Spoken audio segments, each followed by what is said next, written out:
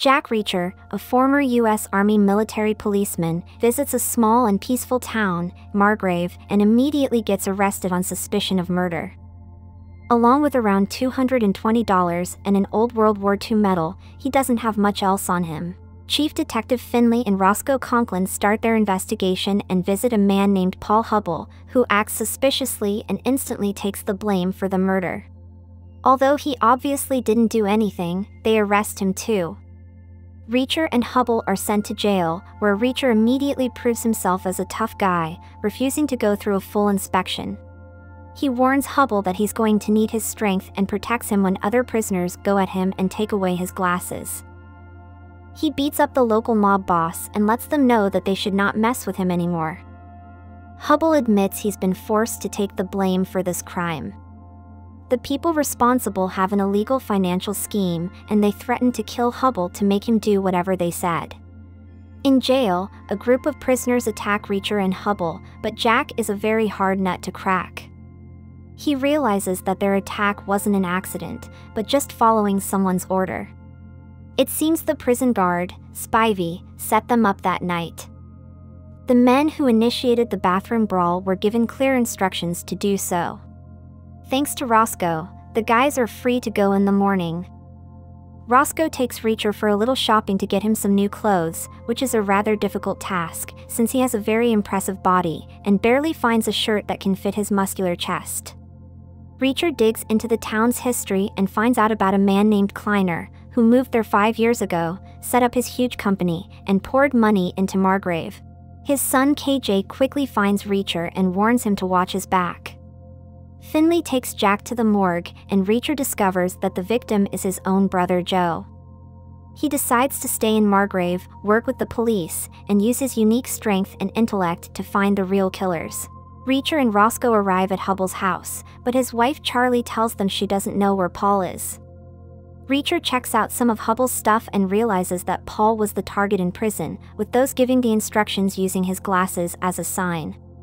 In the morning, another death shakes Margrave. The next victim is a corrupt police chief. The crime scene is gnarly, and in fact the victim is nailed to a wall. Reacher deduces that Hubble might be on the run or deceased as well. At the town meeting, Margrave's mayor, Teal, appoints himself as the new chief of police, and Kleiner supports him. With Teal's nonsensical theories and meaningless tasks for the police officers, it appears he's one of the major illicit figures in the town. Finley calls his old friend Picard and asks him to help hide Charlie and her kids in a safe house. Jack intends to head off and find Spivey, believing he's the missing key to all of this. Reacher survives another attack by a couple of mercenaries. With things cooling off for a while, Roscoe and Reacher head to the neighboring town to have a few drinks.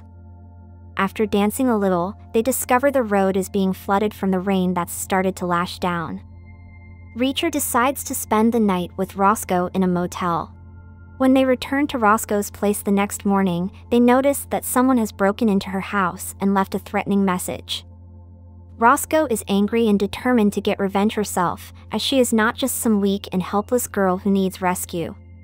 Reacher needs a gun, so Roscoe gives him her family's pistol left by her foster father Gray. They rush to meet Finley, who tells them about a new victim, a truck delivery driver working for Kleiner. His record is clean too, minus a traffic violation, but Reacher instantly feels something fishy about his background. Jack receives a call from his brother's girlfriend, Molly.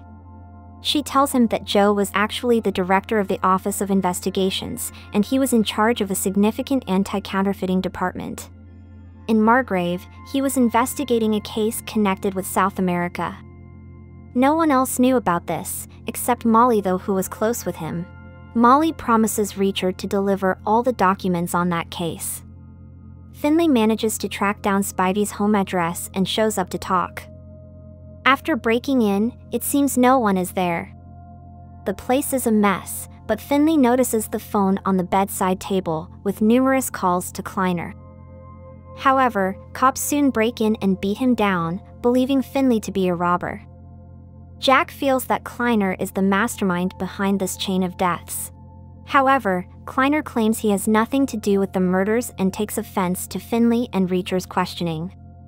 He hints that they are better off stopping the investigation, but Finley isn't ready to give up yet. Reacher urges Finley to pack his things and leave. After all, they're not sure who to trust, and if Kleiner is behind this, those earlier threats aren't going to go down well. Roscoe's place was busted into, and there's no telling if they'll do the same with Finley. So naturally, he moves to a motel just outside town. KJ shows up and talks to Roscoe, calling out Reacher for being a murderer of a group of civilians in Baghdad. Roscoe refuses to listen though and drives off, although KJ claims he's just trying to look out for her. Meanwhile, a couple of South American men ambush Jack, but he shoots the pair dead. In the trunk of their car, he finds another dead body belonging to a prison guard, Spivey, who was responsible for the assault on Reacher and Hubble when they were in jail. Later, Roscoe confronts Jack about his past, and he tells her the truth about Baghdad. He reveals that he killed a group of adults who were abusing children. Roscoe believes that Reacher is a noble and trustworthy man. They grow closer and make love. Jack deduces that Kleiner has a counterfeiting business and is cooperating with someone in South America. After Roscoe and Reacher find Joe's notes concerning the case, they are attacked by another pair of gunmen. They manage to fight back and survive, but Roscoe isn't happy about Jack's protection. She is an independent woman and can stand up for herself.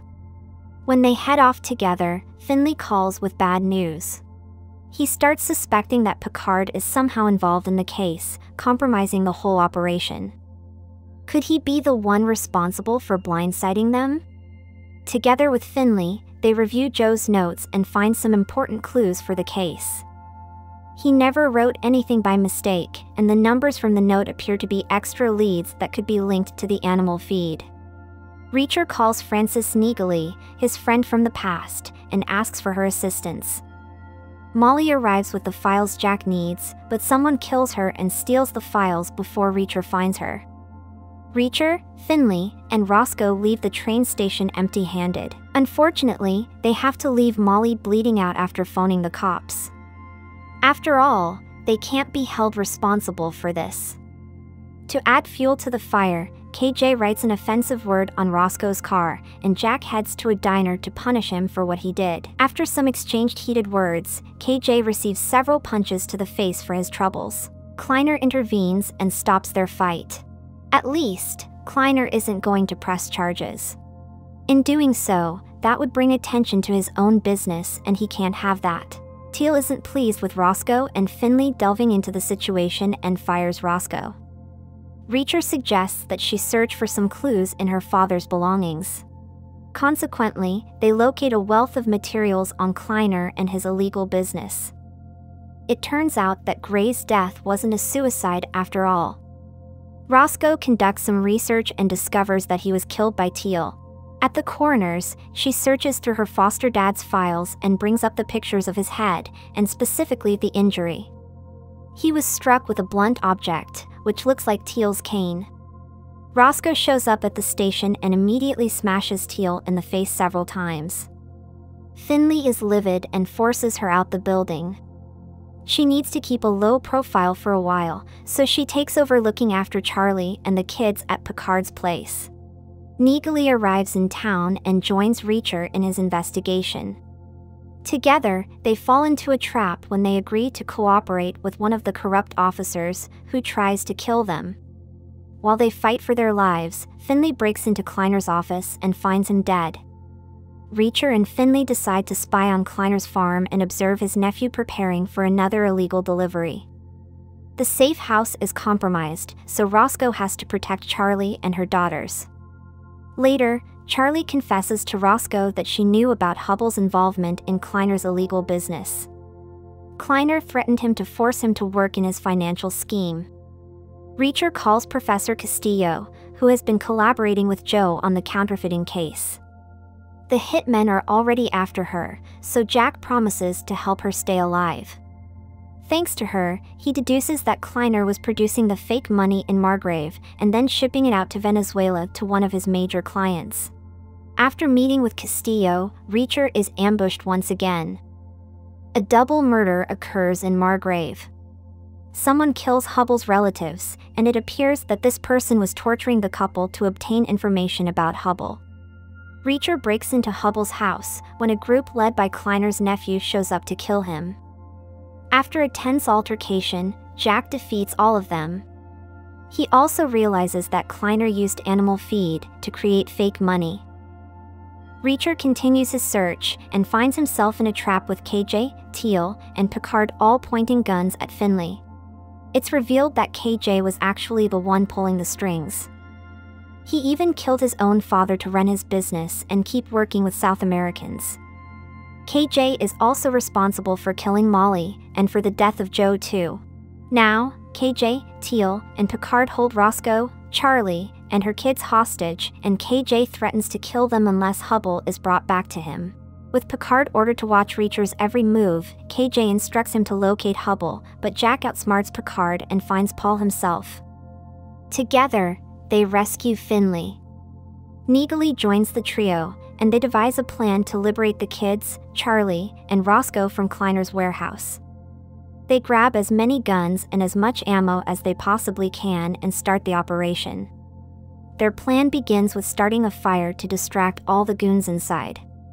Hubbell's task is to save the kids, while Reacher, Finley, and Neagley aim to neutralize as many guards as possible. Jack also frees Roscoe and Charlie, enabling Roscoe to join his team. The final confrontation is the most dangerous. Finley eliminates Picard, and Roscoe gets rid of Teal. Reacher confronts KJ and defeats him, leaving KJ burning to death. Jack manages to leave the warehouse before it explodes and shares a kiss with Roscoe. Now, everything is over. With all the bad guys gone, Reacher decides to leave Margrave. It's difficult for him to part ways with Roscoe, but she understands his decision and accepts his life choice. In turn, she plans to rebuild the town and give it a fresh start. Finley is also departing from Margrave. He intends to return to Boston and build his career there. Just before Reacher leaves town, he visits the spot where Joe died and buries his medal as a symbolic gesture of letting go of the past and moving forward. Almost 3 years after his adventure in Margrave, Jack Reacher continues to travel around and help people in need.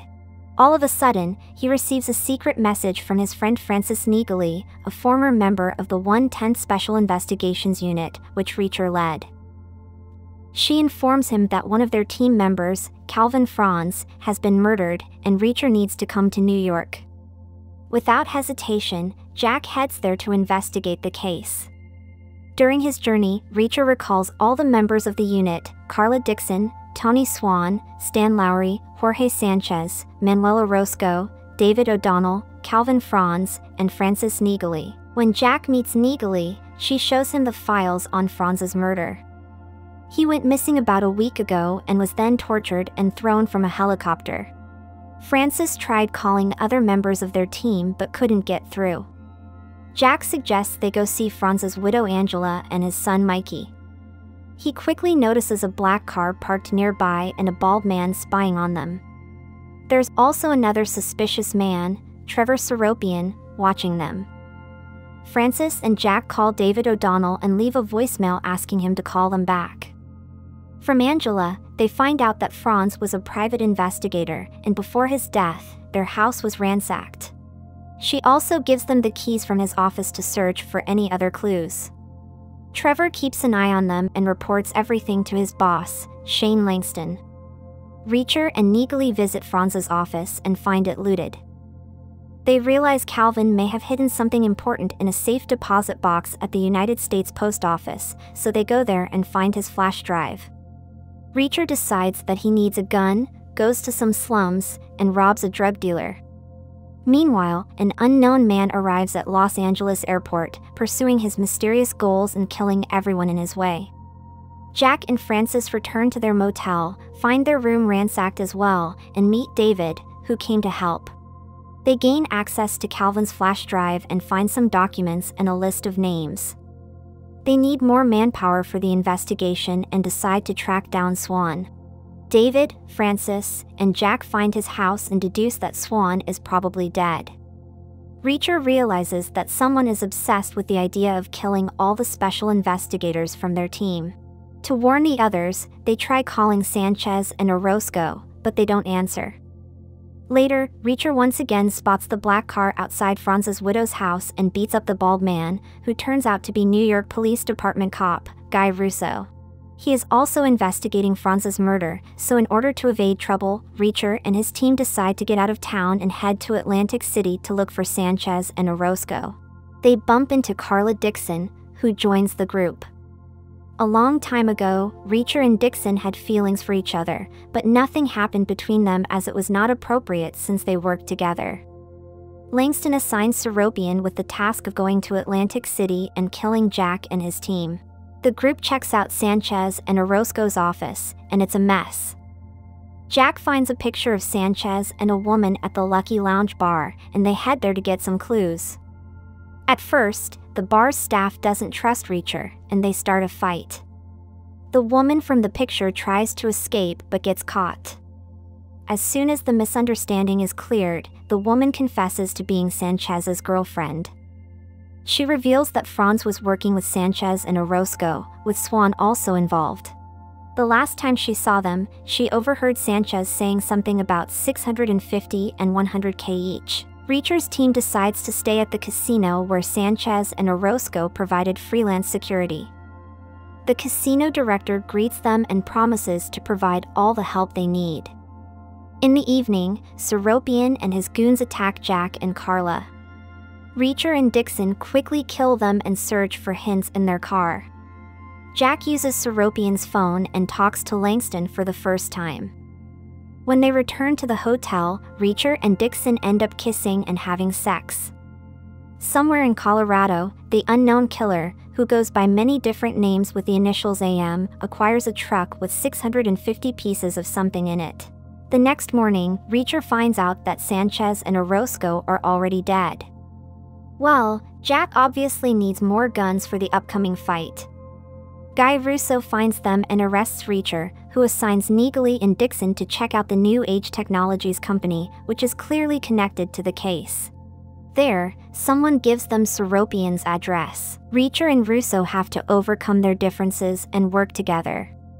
They deduce that Franz, Sanchez, and Orozco were investigating a case involving a terrorist who goes by different names with the initials AM. They also discovered that this terrorist collaborates with Langston, making their common plans look even more dangerous. Reacher and his team arrive at Seropian's house and ambush a group of henchmen inside. They eliminate all the henchmen, but Reacher notices a car driving away from the location and chases it. He stops the car, but the man inside has a heart attack and dies. Jack realizes that they were set up by the New Age. Reacher and his team infiltrate the company's office, where Jack grabs a framed picture of the New Age team, with Swan standing alongside Langston. They analyze all the information they have obtained and find a secret message history between Swan and a person named Marlo Burns. Reacher deciphers the emails and discovers a reference to a program called Little Wing, which New Age is working on for the Department of Defense. Reacher is unsure whether he can trust Swan's innocence or not. There is a senator named Malcolm Lavoie who wants to give the green light for Little Wing, and O'Donnell uses his unethical methods to obtain the name of Lavoie's legislative director, Daniel Boyd. Russo is in big trouble for allowing the 1/10th to commit the robbery. Neagley and Dixon visit Marlo Burns at her home but find nothing except a large pile of money. Reacher and his team travel to Boston, and Dixon charms and uses her charisma to trap Boyd for an interrogation. With the help of Jack's old friend Oscar Finley, Reacher successfully apprehends Daniel and obtains all the information he needs. Little Wing is a code name for anti-missile software that New Age Technologies modified to become a portable surface-to-air missile launcher. During the night, a biker gang attacks Reacher, but Jack and his friends quickly defeat them. Reacher uses one of the bikers' phones and tells Langston that he is coming for him. O'Donnell persuades his wife and kids to lay low for a while to keep them safe. Neagley and Dixon arrive at the New Age Denver office, but someone has already picked up all the bombs. Shortly after that, AM's henchmen take out a truck driver and steal the cargo. Francis and Carla reach them, but the henchmen open fire, forcing the girls to flee. AM calls Langston and instructs him to eliminate Reacher and his team before his arrival. Senator Lavoie arranges a meeting with Reacher. He promises to cooperate and provide Jack with anything he needs to prevent the terrorists from obtaining the bombs, because his name is associated with the deal and could cause legal consequences for him. Everyone attends Franz's funeral, where a pair of professional killers try to shoot Reacher and his friends. Neagley kills one of them, and Reacher and Russo begin a car chase to capture the second one. When they succeed, Jack threatens to kill the assassin unless he helps them. The hitman reveals that he was hired by someone named Swan. Reacher and Neagley send the killer to the abandoned building to collect his money for his work, but the building explodes. Now, everyone except Reacher is convinced that Swan is a traitor. Even Jack starts to lose his confidence. Russo confronts his boss, Officer Marsh, about the attack at the funeral and discovers that Marsh is working with Langston. Marsh offers Russo the chance to join, but Guy would never agree to become a dirty cop. Reacher and the others track down Marlo Burns and her little daughter. They interrogate her, and Marlo confesses that Langston forced her to obey his orders by threatening to hurt her child. Burns also protects Swan, claiming that he has always been against Langston's ideas. AM gets stopped by a patrol cop, who wants to check his license, kills her in cold blood, and continues on his way to Langston. Jack decides to use Burns as bait to meet Langston and tasks Russo with taking Marlo's daughter to a safe place. His plan goes awry when Langston finds out about the setup. While Reacher saves Marlo and kills Langston's goons one by one, Russo tries to survive in a tense car chase. Eventually, he tells the girl to run and sacrifices himself to distract the assassins. After Reacher's team arrives to help, Guy dies in Neagley's arms. Jack needs to provide Marlo and her daughter with a shelter where they'll have to hide while they are in danger, and Carla offers them to stay at her old friend's place. Reacher sends O'Donnell and Dixon to escort them and takes Neagley to pay a visit to Officer Marsh. Jack finds him packing his stuff. Marsh tries to take his gun and attack Reacher, but Jack is much quicker than him. He tortures the officer, but Marsh doesn't really know that much. At least, he tells Reacher about the person named Grant who might know something useful. Jack thought that Grant was dead, but he is actually in the hospital. When Marsh wants to attack Jack once again, Reacher kills him. Undercover, Jack and Francis infiltrate the hospital and find Grant. They threaten to kill him, and the guy quickly spills about Langston's upcoming meeting with AM. However, Reacher seeks revenge for Russo's death and kills Grant anyway. Before leaving the hospital, Jack and Francis notice a suspicious man dressed as a doctor. The man starts running away, and they follow him. When Neagley finds him, they fight. He almost kills Francis, but Jack appears and saves her life. Unintentionally, he murders the man and can't interrogate him, but they search his clothes and use his phone to call Langston, who reveals that he has kidnapped O'Donnell and Dixon. Reacher has to give himself in if he wants to rescue his friends. Langston doesn't know that Neagley is alive, which gives Reacher some time to come up with a new plan. He calls Senator Lavoie, reminds him about their agreement, and asks for help. Meanwhile, AM meets his henchmen and finally gets the truck with stolen bombs. He heads to meet Langston and complete the deal. While Carla and David are being tortured, Jack starts the rescue mission and gives himself up to Langston. Reacher is brought inside the building and finally meets Langston in person. Shane reveals that Swan is dead, but he is going to put all the blame for his crimes on him. He beats Reacher and demands that he tells him where Neagley is. Meanwhile, Neagley kills the building's guards and waits for backup from Lavoie. Francis creates a distraction, and Lavoie's people break into the building, starting gunfire. Reacher frees himself and joins the fight. Langston rushes to a helicopter with Carla and David already inside, intending to escape, and meets AM. Of course, Reacher is on his tail. He gets into the helicopter and attacks Shane and his bodyguard. Dixon almost falls from the helicopter, but Jack saves her at the last moment. Now, even Langston realizes the hopelessness of his situation. Reacher keeps his promise and throws Langston from the helicopter. Together with his team, Jack sets a trap for AM, kills him, and takes away the rockets. However, Lavoie's people are ordered to kill Jack and his friends as unwanted witnesses of Lavoie's criminal involvement. But Reacher turns out to be smarter than they expected. He called the Department of Homeland Security, and their team arrives just in time to stop Lavoie's henchmen. With the senator arrested, Jack, David, Carla, and Francis are free to go. And they get $65 million. Reacher decides to give the money to his friends, the relatives of Langston's victims, and charity. His mission is over, and Jack is ready to start a new journey. He makes love with Dixon for the last time, says goodbyes to Neagley, gets on the bus, and rides into the beautiful unknown.